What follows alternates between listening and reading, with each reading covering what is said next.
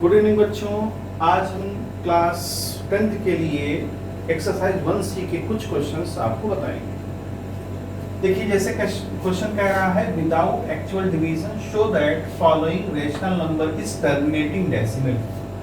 यानी हमें डिवाइड नहीं करना है, विदाउट डिवाइड करते हुए हमें ये पता करना है कि जो गिवन वैल्यूज हैं या जो गिवन नंबर्स हैं वो टर्मिनेटिंग डेसिमल है। तो देखिए, हमें पहले ये देखना है कि ये सिंपल फॉर्म में लिखा है कि नहीं लिखा है। तो उसके लिए देखिए क्या करें, ये जो चीज है इसको हम ये अगर ये इसके नीचे लिखा हुआ डिनोमिनेटर तो 2 की पावर 3 एंड 5 की पावर 2 इज, ये जो चीज डिनोमिनेटर लिखी हुई है ये अब दोबारा इट इज यहां लिखेंगे is not the factor of 23। आपको देखने से ही लग जाएगा कि ये 23 का फैक्टर कहीं से नहीं लग रहा है, तो इसलिए this is in simplest form. So it is in simplest form.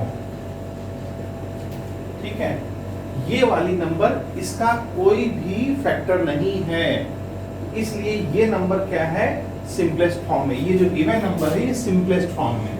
इससे एक बात ये समझ में आ गई। अब देखिए यहाँ पर 2 की पावर 3 और 5 की पावर 2 लिखा हुआ है, तो क्या ये दोनों नंबर को हम इस फॉर्म में लिख सकते हैं? 2 की power 3 and 5 to the power 2 can be written in 2 की पावर p and 5 की पावर q, या इसको m लिख लीजिए, हम इसको इस फॉर्म में लिख सकते हैं। क्लियर हो गई बात? 2 टू द पावर 3 और 5, तो ये जो चीज है ये हमारा जो नंबर 2 की पावर 3 को हमने m मान लिया पावर, जहां पर 5 को जो पावर 2 लिखी हुई है उसको हमने n मान लिया है। अब आपके पास देखिए ये जो गिवन वैल्यू डिनोमिनेटर है, इस डिनोमिनेटर को अगर हम इसको विदाउट, तो इससे ये पता चल गया कि टर्मिनेटिंग डेसिमल है, क्योंकि ये देखिए टर्मिनेटिंग डेसिमल है 5 और 10, 2 और 5, इससे कितना आएगा 10। इसका मतलब इसका हमारा मेन पर्पस है 10 लाना। अगर ये 10 है तो ये टर्मिनेटिंग होगा, ये 0 आ जाएगा 10 में, तो इससे ये पता चला ये टर्मिनेटिंग है। दूसरी चीज क्वेश्चन में कहता है express in decimal form. Decimal form में कैसे लिखोगे? तो देखिए इसका एक तरीका है डेसिमल फॉर्म में लिखने का। 23 अपॉन 2 की power 3 into 5 to the power 2, तो इसको हम लिख सकते हैं 23 इंटू 5 और 2 की पावर 3, और यहाँ 5 एक और ऐड कर दें, मल्टीप्लाई कर दें, तो जैसे ही आप मल्टीप्लाई करेंगे तो ये क्या बन जाएगा 5 की पावर 3। ठीक है बच्चों, ये 5 की पावर 3 हो गया। अब इसको क्या लिखा जा सकता है 10 की पावर 3। तो इसका यही 10 बनाना ही हमारा पर्पस था। अब इसको सॉल्व करें,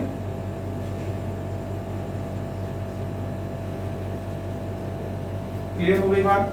अब देखिए इसको क्या लिखा जा सकता है 115 अपॉन 1000, इसको लिखा जा सकता है 0.115। ये देखिए विदाउट हमने इसको डिवाइड किए हुए इसको डेसिमल फॉर्म में लिख लिया, 0.115। Is it clear?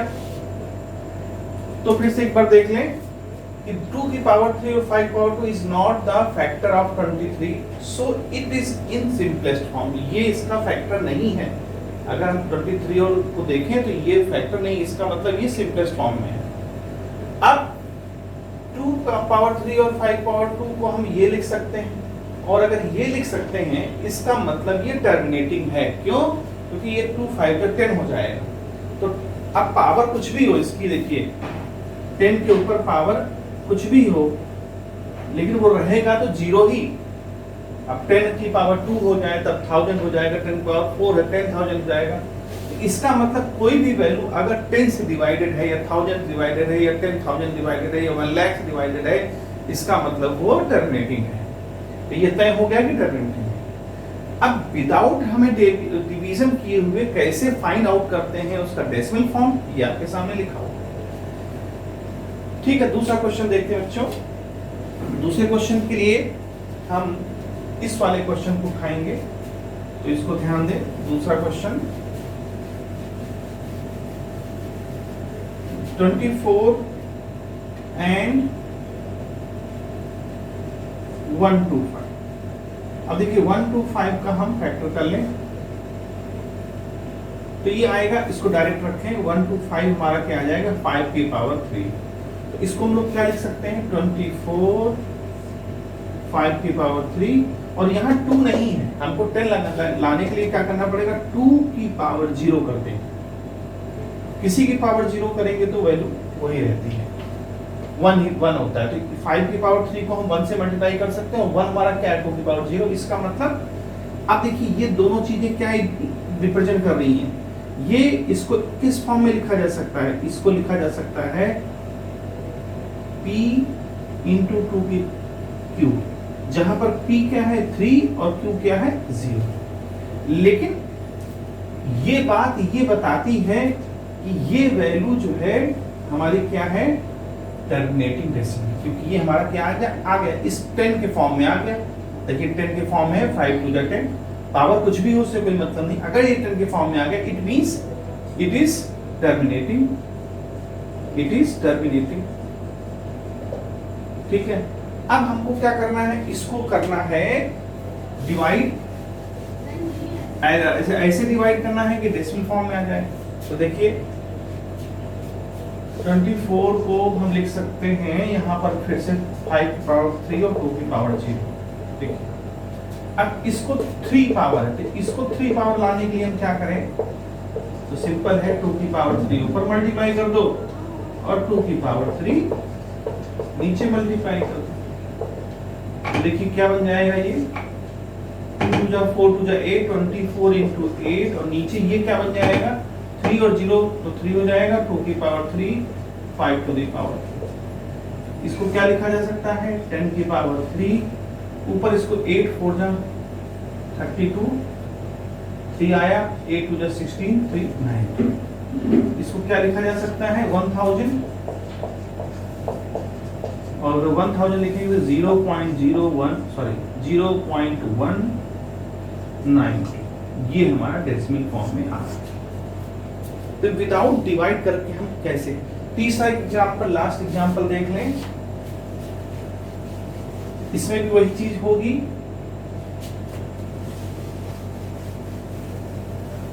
तीसरा एग्जांपल देखें बच्चों 171/800। अब 800 के फैक्टर कर लीजिए तो आ जाएगा 2 की पावर, या इसको सॉल्व कर लेते हैं 400